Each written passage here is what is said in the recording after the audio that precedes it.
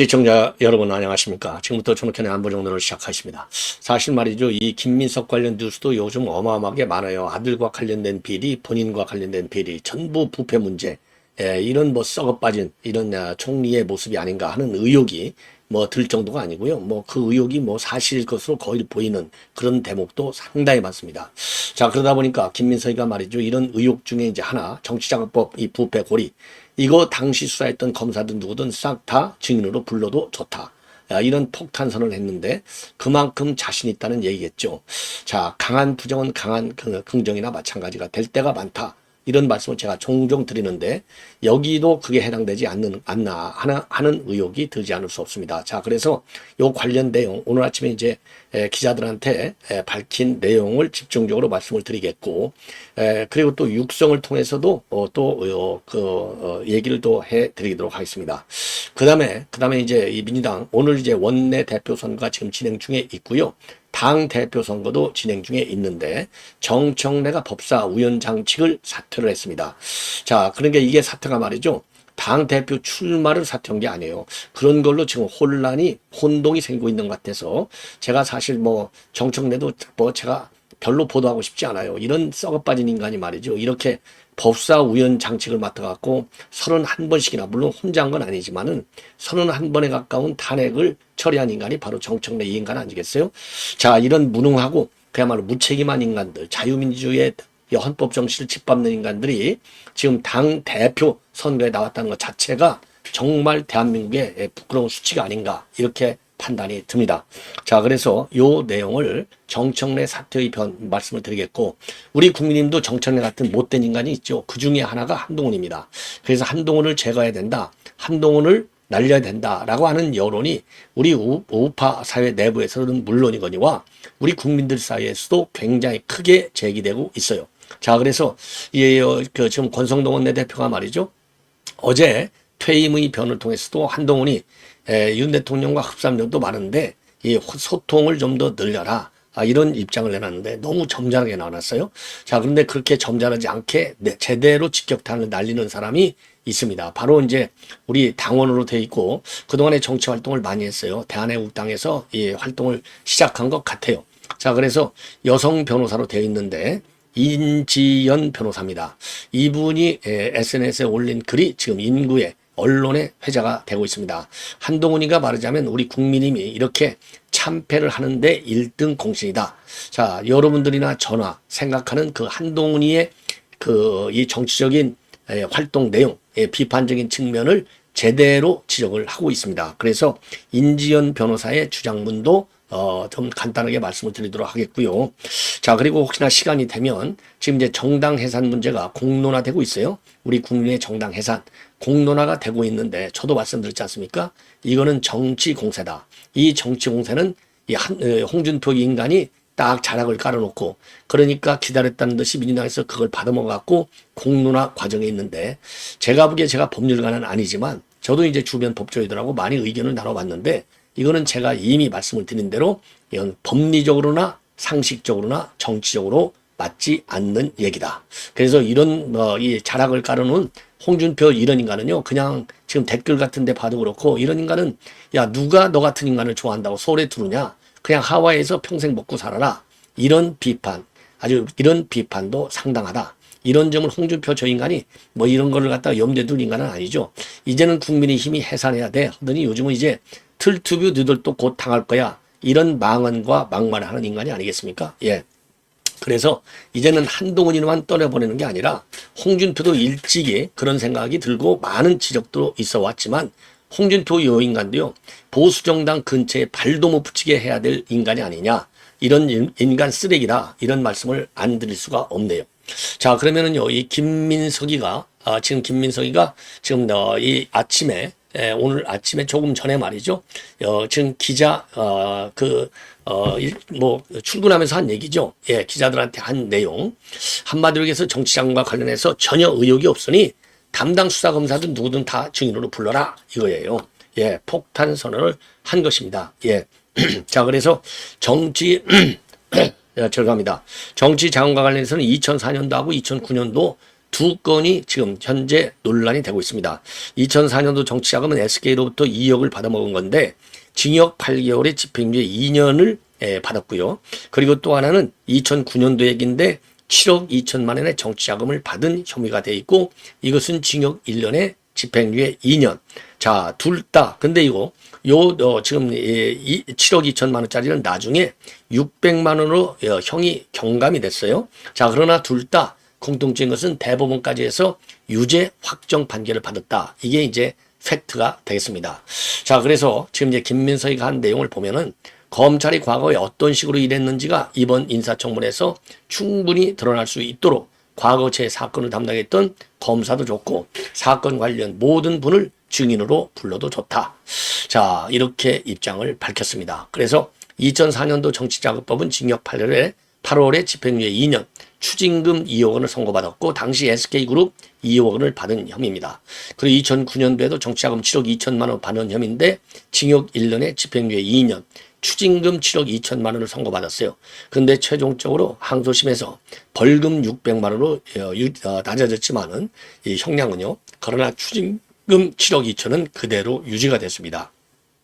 자, 그래서 도대체 어떤 사건이 이렇게 검찰 조작으로, 왜냐하면 이 민주당 좌파들 대부분요, 전부 검찰만 나오면 조작 기소가 자동적으로 따라 나와요. 이런 인간들이 배지를 달고 일하고 장차관을 하고 있다는 게 얼마나 대한민국의 법치주의가 얼마나 무너졌는지를 우리가 실감할 수 있는 사건들이 아니고 사태가 아닌가, 이렇게 보여집니다. 자, 그러면서요, 자신의 신상과 관련해서 제기된 의혹들, 김민석이가 오늘 적당한 방식으로 말씀을 드리고 그러면 많이 궁금증이 해소될 것이다. 그리고 일요일 날 또 추가적으로 또 글을 올리겠다. 예. 자, 그래서 지금 앞으로 두 번에 걸쳐서 추가적인 입장을 내겠다고 하는데 한번 기다려 보도록 하겠죠. 자, 그러면 검찰은 전부 조작 기소면 이 김민석 이 내정자의 이런 발언을 우리 국민들은 그 발언을 정말 믿을 수 있느냐? 이런 의혹이 생기지 않을 수 없습니다. 예. 자, 그러면요. 김민석과 관련된 이 또 아빠 찬스. 이건 정치 자금이고요. 아빠 찬스. 이거는 어젯밤에 지금 TV조선의 보도 내용입니다. 한번 들어보시죠. 해당 법안을 발의하고 아버지인 김 후보자가 공동 발의자로 참여해 논란입니다. 또 아빠 찬스 아니냐는 거죠. 다시 그리고 또 김민석 후보자의 아들이 고교 시절 표절 예방 교육을 필수화하는 입법 활동을 한 적이 있는데 실제 민주당이 해당 법안을 발의하고 아버지인 김 후보자가 공동 발의자로 참여해 논란입니다. 또 아빠 찬스 아니냐는 거죠. 그리고 또 현재 미국 유학 중인 아들이 설립했다고 밝힌 비영리단체는 김민석 의원실과 함께 세미나까지 주최한 사실이 TV조선 취재 결과 확인됐습니다. 한송원 기자가 단독 보도합니다. 김민석 총리 후보자 아들 김모 씨가 자신을 소개한 글입니다. 교내 표절 예방 동아리를 꾸려 표절교육 교칙 제정과 관련 입법 활동에 앞장서고 싶다며 법안 제정 프로젝트를 진행하겠다고 적었습니다. 동아리 홈페이지엔 실제 교육기본법 개정안 초안이 제출된 사실이 공개됐고 김 씨가 고3이던 2023년 11월엔 민주당 의원들이 법안을 실제 발의했습니다. 김 후보자도 공동 발의자의 이름을 올렸습니다. 아들의 동아리에서 만든 어떤 습작에 가까운 법안을 내주기 위해서 민주당 의원들이 10명 이상이 발의에 서명을 했고 거기에 김민석 의원 본인 이름도 올린 거예요. 김 씨는 또 한글을 문자로 채택한 인도네시아 한 부족의 한글 교육을 돕는 비영리단체도 설립했습니다. 현재 미국 유학 중인 김 씨는 자신을 이 단체 설립자이자 공동대표라고 소개했는데 해당 단체는 지난해 6월 국회에서 한국과 인도네시아 관련 세미나를 주최했다고 홍보했습니다. 이 행사는 김민석 의원실이 진행했고 아버지인 김 후보자가 개회사를 했습니다. 김 후보자 블로그엔 행사 내용이 그대로 남아있지만 아들 단체 홈페이지엔 모두 삭제됐습니다. 김 씨의 공개 이력이 아버지 의정 활동과 연결된 사례가 드러나면서 국민의힘에선 입법 활동이 입시에 활용됐다면 입법권이 자녀 스펙 쌓기 수단으로 전락한 농단이란 주장이 나왔습니다. 김 후보자 측은 입시에 활용한 적은 없다는 입장인데 비영리단체의 국회 세미나 주최 경위에 대해서도 입장을 준비 중이라고 했습니다. TV조선 한동원입니다. 이걸 보면 말이죠. 딱 조국 시즌 2입니다. 이게 뭐, 이 진보 색채를 띠면서 얼마나 대국민 사기극을 벌이고 있고, 가말 아빠 찬스를 통해서 다른 유능한 젊은 청년들에게 실망을 주고 있고, 분노를 주고 있는지, 이게 확연히 드러난 전형적인 내로남불의 상황이 아닌가. 매우 씁쓸합니다. 뭐 참 기가 막힌 거죠. 이런 인물들이 정말 어마어마한 공직을 받겠다고 뻔뻔스럽게 나와돌고 다니는 걸 보면 대한민국은 정말 참 좋은 나라다. 이런 말씀을 또 한 번 안 드릴 수가 없네요. 자, 이번에는 지금 이 박찬대하고 정청래가 지금 본격적으로 이제 붙었는데요. 자, 여러분들 둘 다 박찬대 뭐 말할 필요가 없죠. 친명의 핵심이고 이번에 탄핵의 1등 공신이 지금 박찬대가 아닌가. 뭐 1, 2등 누구 따질 수 없죠. 정청래도 둘 다 뭐 1등 공신들이죠. 현 정부를 쓰러뜨리는데 1등 공신들이 박찬대, 정청래 이런 사람들 아니겠어요? 예. 자, 그래서 지금 이제 정청래는 마포 을 4선이고 이 박찬대는 인천 연수갑 3선이에요. 둘 다 대표적인 찐명. 예. 그래서 이 박찬대도요. 어제 12일 날 고별 기자간담회를 통해서 지금 이제 뭐라고 그럴까요? 이 출마를 확실하게 다시 한번 밝혔어요. 그리고 정청래도 말이죠. 정청래 이제 패복을 통해서 법사위원장직을 내놓는다. 이런 제목의 글을 올렸습니다. 자, 법사위원장 임기를 마쳤으니 물러난다. 어느 자리에 있던 늘 처음처럼 맡은 바 직분에 충실하겠다. 그러면서요. 이재명 정부의 성공을 위해서 국민과 함께 당원과 함께 지지자들과 함께 더 낫고 더 겸손하게 더 열심히 더는 더럽게 좋아해요. 예. 아이고 더 겸손하고 더 열심히 아니 더 낫고 야 네가 법사위원장 할 때 낫고 겸손하게 했다라고 국민들을 이렇게 또 사기칠 수 있냐? 야 이런 못된 인간. 자 그러면서요. 이재명 1기 지도부에서 수석 최고위원을 지냈잖아요. 자 그리고 지금 이제 방통신위원장 이거를 지냈고 법사위 그리고 법사위원장을 맡고 있어요. 그러니까 현재 이재명 당대표 시절에 최고로 출세한 인간이 바로 정청래, 박찬대 못지않게 출세한 인간입니다. 자, 그래서 초강경파죠. 예. 자, 그래서 지난 대선에서는요 골목골목 선대위 광주 전남위원장을 맡아서 예, 호남 지역에서 종횡분인했다. 예, 그래서 그때서부터 당권 준비를 했다라고 하는 평가를 받고 있는 겁니다. 자, 그래서 지금 이제 이 단여 임기만 하게 돼 있거든요. 임기 2년이 아니고, 그래서 내년도 그 4월까지 그러니까 이제 지난 4월 9일 날 사퇴했으니까 2년이니까요.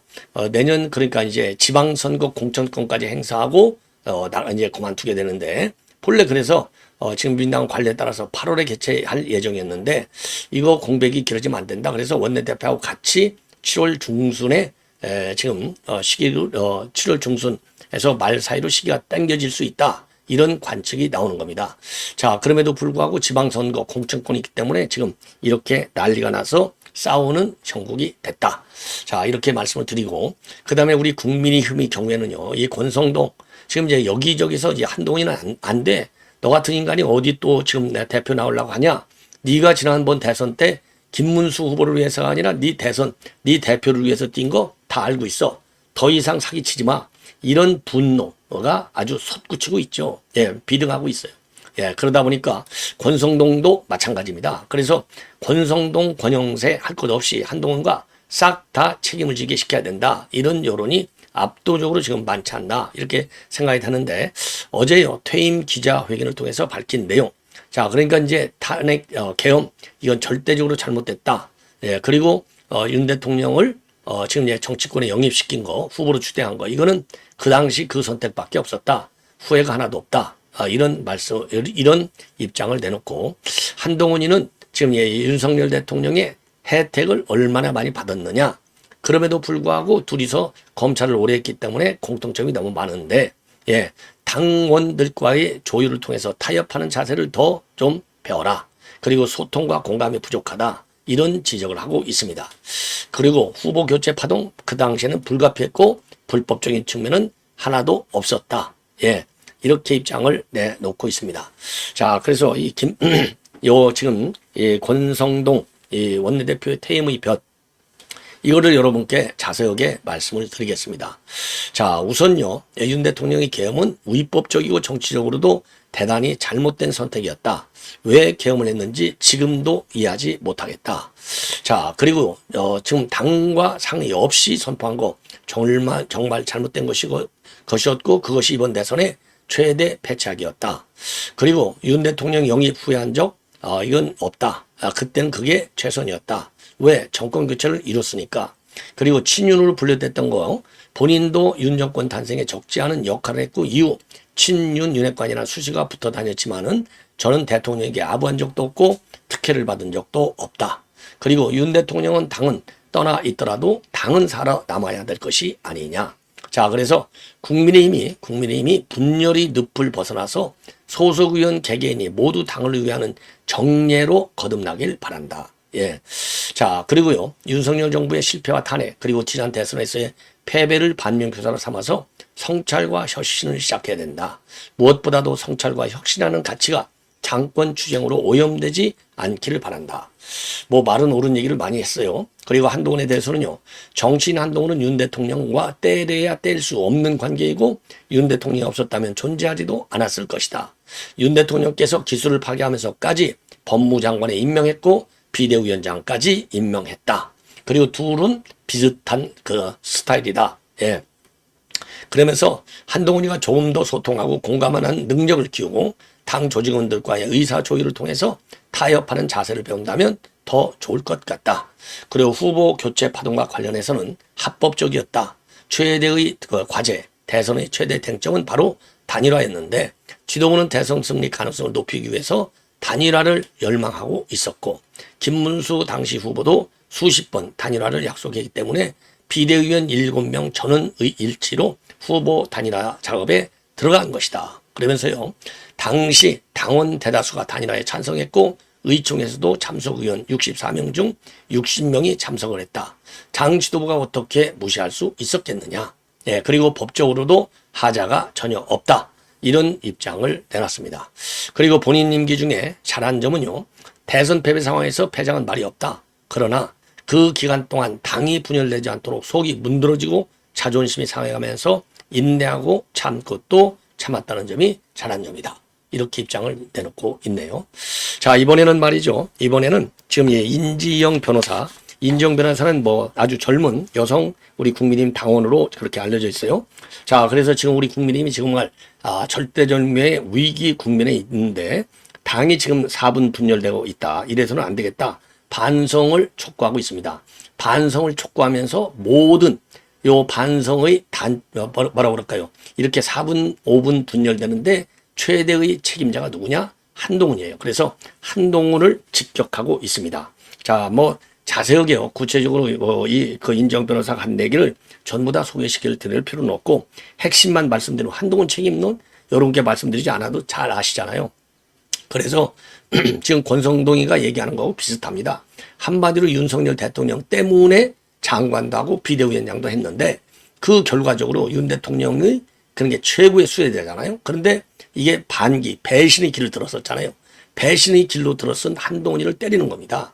그 과정에서 보여줬던 한동훈이의 무능, 무책임 이런 리더십을 강하게 지적을 하고 있어요. 그 점은 뭐 새로운 지점을 갖다가 지적하는 거는 없고 이미 뭐 만천에 다 드러난 거 아니겠습니까? 그래서 여러분들이나 제가 분노하고 있는 이 지점을 정확히 정리했다는 측면에서 지금 의미가 있지 않나 이렇게 생각이 들어요. 그래서 우선적으로 말이죠. 우선적으로 이 한동훈이라는 인간이 얼마나 제가 말하자면 기어 나와가지고 그야말로 대선 패배까지 지금 이르게 된 여기에 절대적 책임을 져라 이거를 주장하고 있어요. 자, 그러면서 말이죠.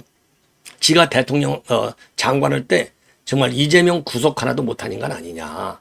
그야말로 국회에서 체포하라고 동의까지 했는데도 불구하고 이 법원의 영장이 기각되게 지금 제대로 일을 안 했다는 거죠. 그러니까 검찰의 공소장이 취약하다는 거 아니겠습니까? 예. 그게 이제 첫 번째고 두 번째. 그리고서 이제 지난 2022년도 총선 때 공천 지 멋대로 공천 장사했잖아요.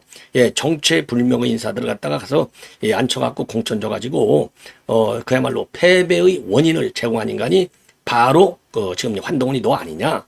이 책임을 져야 될 건 아니냐. 그런데도 불구하고 또 당대표로 기어나가서 얼마나 난리 쳤느냐. 이렇게 총선 참패의 책임을 져야 되는데 참 기가 막히다는 것이죠.